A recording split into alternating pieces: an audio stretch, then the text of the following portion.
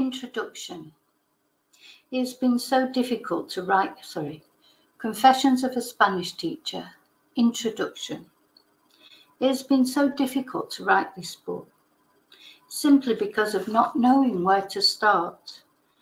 Whenever you try and think of where a story starts, that is the hardest. Life is a series of events and decisions, each one leading to the next. Every event and the decision we take consequently takes us one way or another, and we can never know what would have happened had we taken the other fork in the road. As much as we may mull things over and wonder, we will never know. That's why Søren Kierkegaard famously said, life can only be understood backwards, but it must be lived forwards. Another favourite quote of mine is Omar Khayyam. The moving finger writes, and having writ, moves on, nor all thy piety nor wit can cancel half a line of it. Maybe one day when we cross over to the other side, our sliding door moments will be shown to us. This book is called Confessions of a Spanish Teacher, so I suppose I should start with how I became one. Where did my Spanish journey start? No idea. People often ask, why did you come to Spain?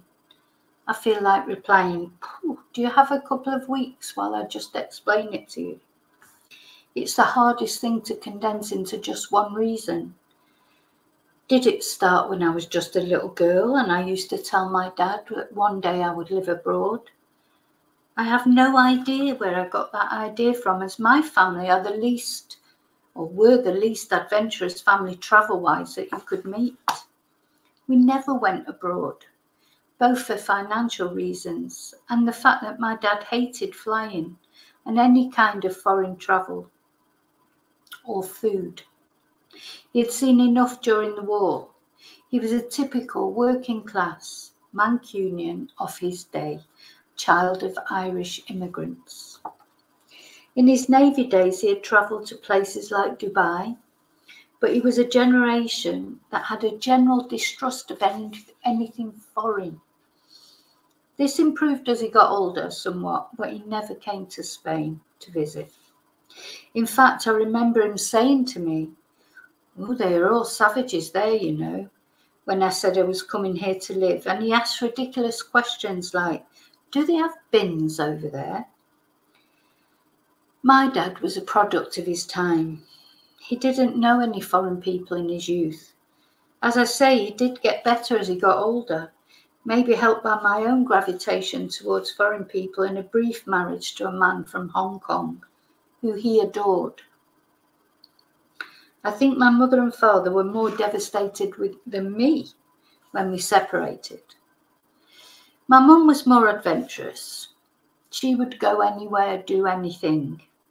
And my dad was quite happy to let her go off with her friends. So maybe that's where my gypsy nature came from. Unfortunately, by the time I came to Spain, she was suffering from various illnesses, including dementia, and she never got here either.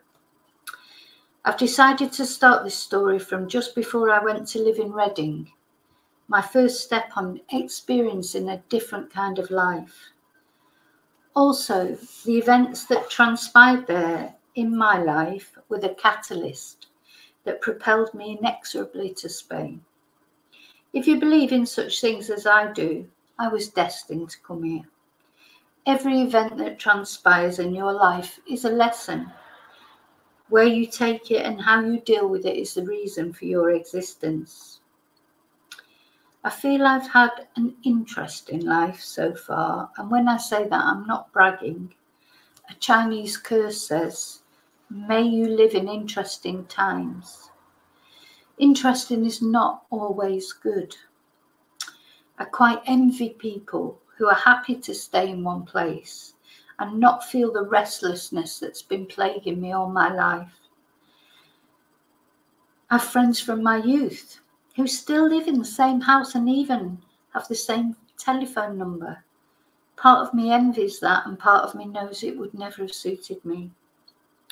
I feel I sacrificed financial security and relationships with family and friends for new experiences. I don't know if this was the right thing to do or not. It just felt like the right thing to do at the time. I hope you find my story interesting.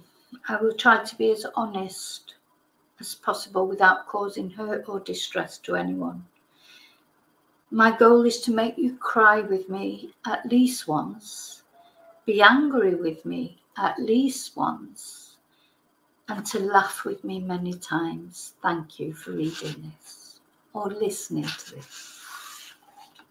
Chapter 1, the beginning. 19 is a difficult age for all generations. However, each distinct generation has unique problems. For my parents' generation, really, it was the Second World War that defined them. They had to grow up quickly, as many of them fought and died for their country. Homosexuality was illegal, mental health was considered an illness to be ashamed of. Racism was not talked about simply because often this generation had not even met anyone of a different ethnic group. Women had their place, but it was less than a man's place. I cannot really comprehend this as I did not experience this. Today's 19-year-olds have been defined by the COVID pandemic, mental health awareness, climate change, gender freedom, racial equality and social media. They are free to choose their gender and sexuality and even celebrate it. And racism, of course, it still exists, but generally it's frowned upon and at least discussed. However, the weight of the world's problems is upon them through their telephones and television screens. If they don't die of suicide or COVID-19, climate change will get them. I cannot comprehend much of this either, but I welcome it. I do feel we've moved on as a society, though we still have a long way to go. When I was 19, some things were better, some things were worse. It wasn't that no one had mental health issues.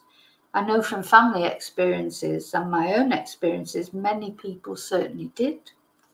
However, you certainly didn't discuss it with anyone, least of all your parents. To be gay was still difficult to admit to anyone. And the advent of the AIDS virus made that situation even worse. The HIV information on the television was so terrifying that when a student told me a couple of years ago that he's HIV positive, I'm ashamed to say my first reaction was horror. It passed though when I sort of came round and realised that they blamed this on those stark advertisements. They worked so well all those years ago. Anyone of my age group will remember the tombstone adverts and the general opinion that HIV was a death sentence. It was only a momentary reaction, almost involuntary, that I shook off immediately. High-profile people such as Princess Diana helped to dispel that myth. I remember so clearly when she hugged the HIV-positive children in the hospital without fear and with so much love. Luckily, this prejudice gradually faded, and we know the truth about AIDS now. Although our generation, I believe they call us Generation X, was not at war like that of my parents, the ongoing Cold War with Russia did have us more or less certain that nuclear war could break out at any moment. Adverts told us to get under the table in such a situation. Yes, that would save us. I clearly remember being terrified that this war might happen. However, there were many positive things about the world that we lived in. Jobs were easy to find, education was free. At 17, I had left college and gone to work full-time at Lewis's department store in Manchester city centre. I didn't want to study anymore. Most of my friends were working and I just wanted to earn money and go out partying. In those days, parents, certainly in the working class world I came from, did not support their children after 16 years old. You were expected to work, and jobs were abundant, so it was easy to do so. I was told in no uncertain terms that I would have to pay my way. I earned £25 a week at Lewis's. I thought I was rich. £5 went to my parents for my keep, though it was normally borrowed back before the next payday. £20 went on alcohol mostly and clothes, etc. A good night out could be had on a fiver, 4 cherry bees or Babychams for £1, £1 for the last bus home, a couple of pounds entry into the club, and the rest of the evening seeing how many boys you could get to buy you a drink. Life was a continuous party, and I just lived for my next night out, and boys, boys, boys. I also worked a couple of nights at the weekend in a bar next to the department store, the Trafalgar, for extra money for more nights out. I remember on a Sunday I would lie in bed till 2 o'clock in the afternoon, exhausted from work and fun. My feet would be throbbing after so long standing on them, and I would literally get up at around 2 p.m. just to eat the roast dinner my mum had prepared and be back in bed not that long afterwards. Good times, and thank God there was no social media to embarrass you forever. My poor parents, how great it would be to be able to do that now. No worries about bills or responsibility, just relentless fun, no cleaning, cooking or washing up. Shame we don't appreciate it at the time. I also consider myself to be lucky to still be alive. After so many drunken nights, lifts home accepted from more or less anyone, even if they've been drinking. How I never got murdered or killed in an accident, I will never know. My journey of life was meant to continue. At 19, I managed to become a clerical officer for the civil service. My dad was overjoyed. A job for life. I lasted 2 years and nearly died of boredom.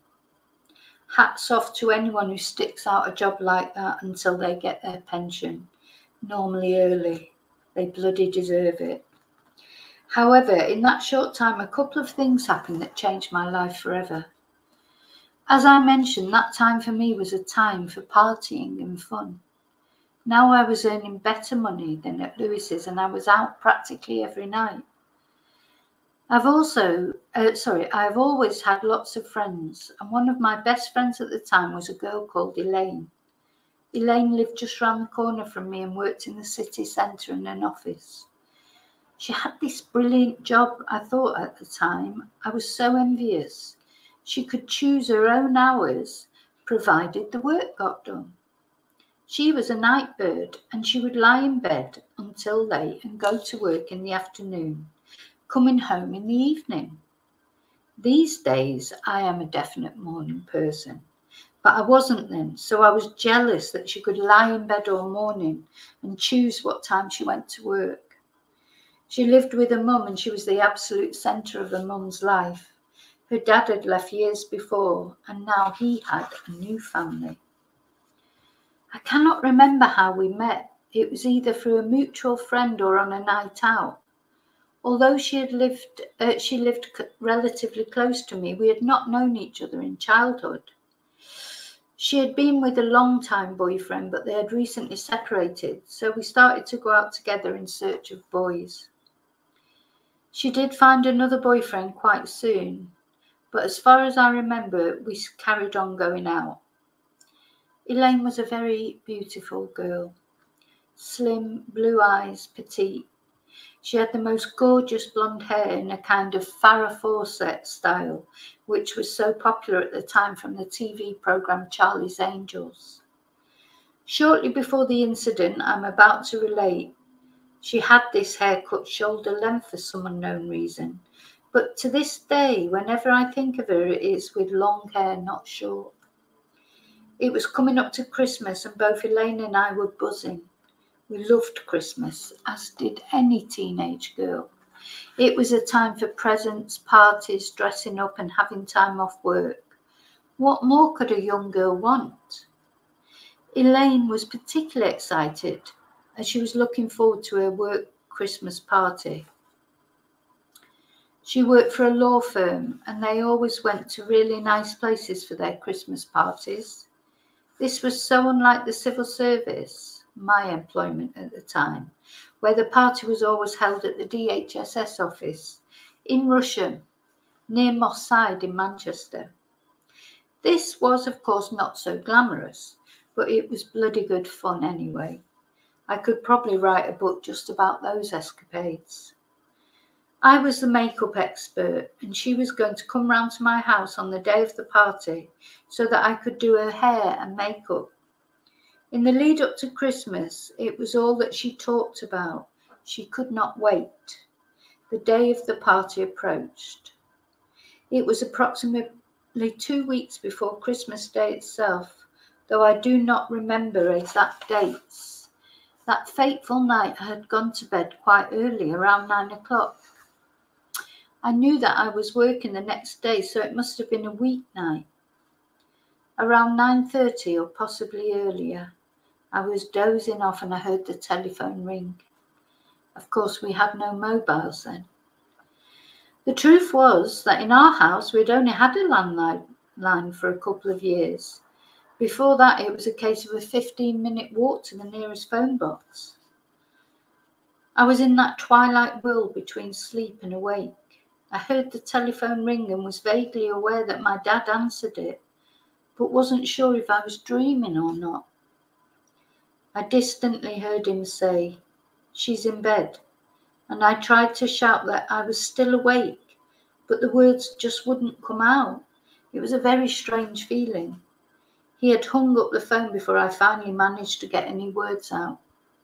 "Who was that?" I called. "The police," was the reply. My dad was a man of few words. What did they want? Elaine's mum's phone number. All my skin raised in goosebumps, and I felt myself sliding into a kind of twilight zone. My stomach lurched over. I just knew something was badly wrong. Why? I don't know, they wouldn't say. Well, why can't she give them her phone number herself? And where have they got my number from? My dad, who normally had the answer to everything, did not have the answer to that. Needless to say, it was impossible to sleep after that. I got up and came downstairs full of more questions that my dad actually didn't know the answer to and did not really want to speculate about. My parents came from that era that didn't like drama and tried to avoid it at all costs. I suppose they had had enough drama in the war to last them a lifetime. My dad had not even really pressed for information from the policeman, nor asked what station he was calling from, nothing. My mum had gone to bed already. I was distraught. I just knew something was terribly wrong. Fortunately, I did not have to agonise for long. About 5 minutes later, the telephone rang again. It was the police calling back. They told me that there had been an accident and Elaine had been taken to the hospital. They had now managed to get hold of her mum and she was on her way there too. When they asked her mum who, if she had anyone that could be, when they asked her mum if she had anyone who could be there with her, she had asked for me. Would I be able to go? They would send a police car for me to take her to the local hospital to sit with her. I tried to ask them what had happened, but they would not give any information over the phone. 15 minutes later, I was dressed. The police car had arrived, and it was taking me to the local hospital. During the journey, I tried to ask the policeman what happened. He told me there had been an accident and Elaine had been run over. One thing I will always remember is that when I asked how she was, he would only say one thing: "She's poorly. She's quite poorly." That was the extent of the information that the policeman would give me. Now, when I look back, I can see why. It was frustrating at the time, but I do understand now with hindsight, he would not have wanted to give any information. That is for the doctor to do, I suppose. Throughout the journey, I was imagining seeing Elaine and how we were going to laugh about this, how I would tell her how handsome the policeman was. I had visions of her sitting up in bed with a plaster cast on her leg or arm, or even a whole body in plaster cast. But throughout that car journey, it never even occurred to me that she might not recover from this accident. I only had mental pictures of visiting her in hospital and us eventually having a good laugh about the night that the police phoned. You know, an anecdote to tell through the years of our friendship as our friendship continued, something we'd talk about one day with affection and humour. A shared experience for two best friends for life, one that was traumatic at the time but that would have a happy outcome. We arrived at the hospital and her mum was so pleased to see me. As you can imagine, she was absolutely devastated. Elaine was the centre of her world, the absolute centre of her world. I comforted her as well as I could. A nurse came out to speak to us. I know she was trying to comfort us, but really it was wrong what she did. When we asked how Elaine was, she said, "Oh, well, she's opening her eyes and she's looking around, so you know that's a positive thing." We felt a rush of positivity and we thought, yes, you know she's going to be okay. The euphoria was short-lived. 15 minutes later, the doctor himself came out, the specialist. He sat down next to us and told us that Elaine had very severe head injuries and pressure on the brain. They were going to have to operate to relieve this pressure. And that in his experience, people who'd been operated on in similar circumstances did not recover from this operation. This was just like a slap in the face, after the nurse had told us that she'd been looking around and that this was a positive sign. All our hope was ripped away in an instant. It turned out that Elaine was crossing a busy road at traffic lights at a notorious black spot near her home. As a result of this accident, the road was completely changed. There were a lot of safety measures implemented. Unfortunately, it had taken Elaine's accident to make the authorities realise that something needed to be done at this notorious location. She had been crossing the Princess Parkway at the traffic lights. She had got off her bus after working late as usual at about 8 p.m. It was especially tragic as in fact her boyfriend Gary was supposed to pick her up after work, but they had argued over some stupid thing and over the telephone. Either she had told him not to bother or he had told her to make her own way home. I think you can probably imagine how that made him feel. So Elaine got the bus home. How the tiny choices we make in life have huge consequences. Poor Elaine must have been distracted and tried to beat the lights as she crossed over the Princess Parkway to her home. She was minutes away. She totally misjudged it and a car slammed into her and dragged her several yards down the road. At the subsequent inquest, it was found not to be the driver's fault in any way, shape or form. It seems like Elaine just ran out in front of him. He wasn't speeding, he wasn't going through a red light, and he was not drunk. I think probably what happened was that Elaine was still thinking about the argument and did not concentrate properly on the road, though we will never know exactly what happened. I cannot believe that she ran out in front of the car on purpose, though I suppose that was considered at the inquest too. The verdict was accidental death.